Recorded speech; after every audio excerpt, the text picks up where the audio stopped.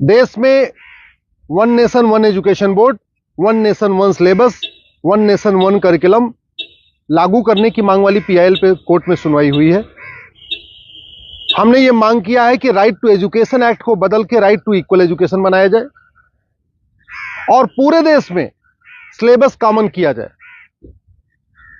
बंगाल वाला बंगाली में पढ़े, गुजरात वाला गुजराती में पढ़े, महाराष्ट्र वाला मराठी में पढ़े, तमिलनाडु वाला अपनी तमिल में पढ़े, लेकिन सिलेबस और करिकुलम एक समान होना चाहिए। फिजिक्स का, केमिस्ट्री का, मैथ का, जूलॉजी का, बॉटनी का, इंग्लिश का, हिंदी का, संस्कृत का, ये सारे सिलेबस कॉमन होने चाहिए पूरे देश में। और वो इसलिए जरूरी है क्योंकि सारे के सारे कॉम्पिटिटिव जो एग्जाम हो रहे हैं उनका पेपर एक हो रहा है। इंजीनियरिंग का एक ही एग्जाम होता है पूरे देश के लिए, मेडिकल का एक ही एंट्रेंस एग्जामिनेशन होता है पूरे देश के लिए, एनडीए का एक ही एग्जाम होता है पूरे देश के लिए।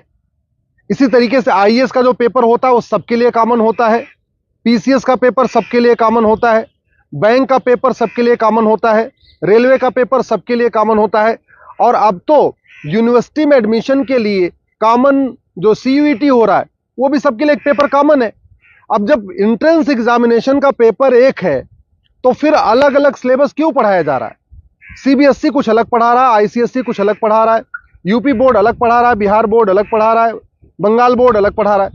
और सारी पढ़ाई करने के बाद जब बच्चा जाएगा एग्जाम देने, उसके लिए सबके लिए एक पेपर होगा। अगर पेपर सीबीएसई के पैटर्न पे सेट होता है तो बाकी स्टेट बोर्ड वालों को इक्वल अपॉर्चुनिटी नहीं मिलती। अगर जो एंट्रेंस एग्जामिनेशन का पेपर है इंजीनियरिंग का, मेडिकल का, एनडीए का, बैंक का, रेलवे का, अगर वो आईसीएसई बोर्ड के पैटर्न पे होता है तो सीबीएसई बोर्ड वालों को और बाकी स्टेट बोर्ड वालों को फिर इक्वल अपॉर्चुनिटी नहीं मिलती। राइट टू एजुकेशन हमारा फंडामेंटल राइट है, इसलिए हमने कोर्ट से ये कहा है कि आप केंद्र सरकार को निर्देश दीजिए, एनसीईआरटी को कहिए एक कॉमन सिलेबस, कॉमन करिकुलम तैयार करे। आज की डेट में जो नवोदय स्कूल है वो पूरे देश में उसका सिलेबस कॉमन है, जो आपका केंद्रीय विद्यालय है उसका सिलेबस भी कॉमन है।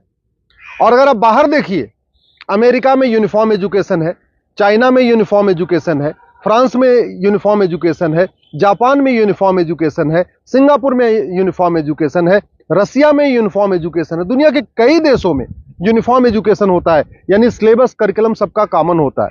हमारे देश में सिलेबस अलग अलग चल रहे हैं, करिकुलम अलग अलग चल रहे हैं। इसके कारण बच्चा कितना भी अच्छा हो पढ़ने में, बिना कोचिंग के वो इंजीनियरिंग क्वालिफाई नहीं कर पाता, क्योंकि वो यूपी बोर्ड का बच्चा कितना भी अच्छा हो एक्सपर्ट पढ़ने में, लेकिन पेपर जो सेट हुआ वो तो सीबीएसई के पैटर्न पे हुआ, तो फिर वो क्वालिफाई नहीं कर पाता। अल्टीमेटली उसको कोचिंग करना पड़ता है।